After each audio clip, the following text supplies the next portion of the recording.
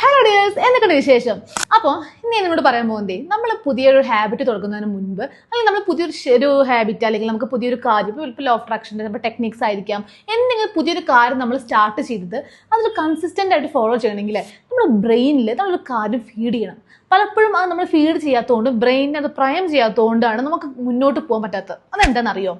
ഏതൊരു കാര്യം നമ്മൾ ചെയ്ത് നമുക്ക് മാറ്റം വരാത്തത് കൊണ്ട് മാത്രമാണല്ലേ നമ്മൾ കുറച്ച് ദിവസം നിർത്തിപ്പോരുന്നത്, അല്ലേ? നമ്മളൊരു കാര്യം ചെയ്യും, പുതിയൊരു ഹാബിറ്റ് തുടങ്ങും, അത് നമ്മൾ ചെയ്യും. അല്ലെങ്കിൽ നമ്മളിപ്പോൾ ലോ ഓഫ് അട്രാക്ഷൻ, അഫർമേഷൻസ് ആവാം, വിഷ്വലൈസേഷൻസ് ആവാം, ഗോൾ എഴുതി വെക്കുന്നത്, അങ്ങനെ കുറേ കാര്യങ്ങളുണ്ടല്ലോ. അങ്ങനെ എന്തൊക്കെ ടെക്നിക്സ് ആണെങ്കിലും നമ്മൾ ഒരു ദിവസം ചെയ്യും, 2 ദിവസം ചെയ്യും, മേ ബി 10 ദിവസം ചെയ്യും. പക്ഷെ നമുക്ക് വേണ്ട റിസൾട്ട് കിട്ടാത്തതുകൊണ്ട് പയ്യെ നമ്മൾ എന്ത് ചെയ്യുന്നറിയോ? നമുക്കൊരു മടുപ്പ് വന്ന് നമ്മുടെ ഇമോഷണൽ ബ്രെയിൻ ഉണ്ട്, നമ്മുടെ ലിംബിക് സിസ്റ്റം എന്ന് പറയും. ഈ ലിംബിക് സിസ്റ്റം നമ്മളെ തന്നെ പയ്യനെ പിൻവലിച്ച് പഴയ നമ്മുടെ ഫോമിലോട്ട് നമ്മൾ എത്തിക്കും. ഇതാണ് സംഭവിച്ചുകൊണ്ടിരിക്കുന്ന കാര്യം. പക്ഷേ നിങ്ങളുടെ ബ്രെയിനിൽ നിങ്ങളൊരു കാര്യം പറയണം. ഏതൊരു കാര്യം നമ്മൾ ചെയ്തിട്ടും നമ്മുടെ ലൈഫിൽ ഒരു ബിഗ് ചേഞ്ച് വരുത്തണമെന്നുണ്ടെങ്കിൽ മിനിമം ഒരു 66 ഡേയ്സെങ്കിലും നമ്മൾ ആ കാര്യം ചെയ്യണം. അപ്പോൾ നമുക്ക് വിചാരിക്കും 66 ദിവസം കാര്യം ചെയ്യണമെന്ന് വിചാരിക്കും, അല്ലേ? നിങ്ങൾ 66 ദിവസം വിചാരിക്കട്ടെ, മിനിമം ഒരു മാസമെങ്കിലും നമ്മൾ അടുപ്പിച്ച് ചെയ്യാൻ നോക്കുക. ഒരു മാസം ചെയ്യുമ്പോൾ ചെറിയൊരു ശീലമായി മാറും. പിന്നെ നമുക്ക് 66 ദിവസം നമുക്ക് സുഖമായിട്ട് ചെയ്യാൻ വേണ്ടി സാധിക്കും. ഇങ്ങനെ നമ്മൾ ചെയ്താൽ മാത്രമേ നമുക്ക് എന്ത് വരുള്ളൂ?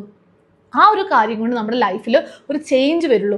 ആ ഒരു ശീലം നമുക്ക് നമ്മുടെ ജീവിതത്തിൻ്റെ ഭാഗമായി മാറുള്ളൂ, അല്ലേ? നമുക്കിപ്പോൾ കുറേ ടെക്നിക്സും കാര്യങ്ങളും നമ്മുടെ സബ് കോൺഷ്യസ് മൈൻഡിനെ റീപ്രോഗ്രാമിങ് ചെയ്യുന്ന ഒരുപാട് കാര്യങ്ങളുണ്ട്, ഒരുപാട് ശീലങ്ങളുണ്ട്. അപ്പോൾ നമുക്ക് നമ്മുടെ ലൈഫിൽ നിങ്ങൾ തുടങ്ങുന്ന ഓരോ ശീലങ്ങളും നമുക്കിപ്പോൾ ജിമ്മിൽ പോകണം, ചിലർക്ക് ഫിറ്റ്നസ് നോക്കണമെന്നുണ്ടായിരിക്കും, ഡയറ്റ് ചെയ്യണമെന്നുണ്ടായിരിക്കും, ജിമ്മിൽ പോകണമെന്നുണ്ടായിരിക്കും, കുറേ കാര്യങ്ങളുണ്ടായിരിക്കും. അപ്പോൾ ഈ കാര്യങ്ങളൊക്കെ നമ്മുടെ ജീവിതത്തിൻ്റെ ഒരു ഭാഗമായി നമ്മളൊരു മാറ്റം ക്രിയേറ്റ് ചെയ്യണമെന്നുണ്ടെങ്കിൽ നമുക്ക് മിനിമം ഒരു 66 ഡേയ്സെങ്കിലും വേണം. അല്ലാതെ നമ്മൾ 10 ദിവസം ചെയ്തുകൊണ്ട് മാത്രം ഒരു കാര്യം ഉണ്ടാവില്ല. 15 ദിവസം ചെയ്തോ ഒരു കാര്യം ഉണ്ടാവില്ല. ചെറിയൊരു ചേഞ്ച് വരും, പിന്നെ നമ്മൾ നിർത്തും, പിന്നെയും പഴയ പോലെ തന്നെയാവും. അപ്പോൾ നിങ്ങൾ ഏതൊരു പുതിയ കാര്യം ചെയ്യാൻ പോകുന്നതിന് മുൻപും നിങ്ങളുടെ മനസ്സിൽ വെക്കേണ്ട ഒരു കാര്യമാണ്, മിനിമം 66 ഡേയ്സ് ഞാൻ ചെയ്തിരിക്കും.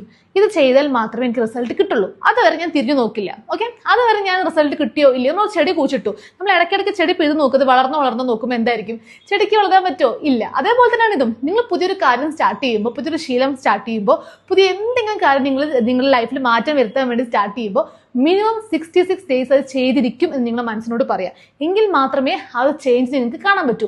അതുവരെ നിങ്ങൾ ഇതിൽ റിസൾട്ട് ഉണ്ടോ ഇല്ലയോ ഒന്നും നിങ്ങൾ നോക്കരുത്. പിന്നെ നിങ്ങൾക്ക് നിർത്തണം വെച്ചാലും സാധിക്കുക, നിങ്ങളുടെ ഭാഗമായി അത് മാറിക്കഴിഞ്ഞു. അപ്പോഴാണ് നമ്മുടെ ബ്രെയിനകത്ത് പുതിയ ന്യൂറൽ കണക്ഷൻസ് സ്ട്രോങ് ആയി ഡെവലപ്പായി നിങ്ങളുടെ ലൈഫ് തന്നെ മാറിയുള്ളൂ.